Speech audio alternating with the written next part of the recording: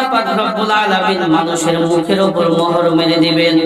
মুফাসসিরিন কেরাম বলেন, মানুষ দুনিয়াতে কথায় কথায় মিথ্যা কথা বলে।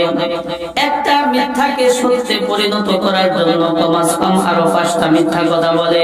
ঠিক কিয়ামতের দিন যেদিন হাসরের ময়দান কায়েম হয়ে যাবে, ওই দিনও যখন আল্লাহ পাক রব্বুল আলামিন বলবেন, হে আব্দুর রহিম, হে ফাতেমা, হে জয়নাবা, তুমি এটা করছো কেন, এটা করো নাই কেন? ওই দিনও মানুষগুলো মিথ্যা বলার চেষ্টা করবে। আল্লাহ পাক রব্বুল আলামিন বলেন, আজকে মুখের কোনো পাওয়ার নাই। মুখ দিয়ে বহু কথা বলেছিলাম, অনেক ক্ষমতা দেখাইছিলাম, আজকে মুখের কোনো পাওয়ার নাই। আমি মুখের উপর মোহর মেরে দিলাম। ওয়াতুকাল্লিমুনা আইদিহিম, তোমাদের হাতগুলো আমি আল্লাহ তাআলার সাথে কথা বলবে।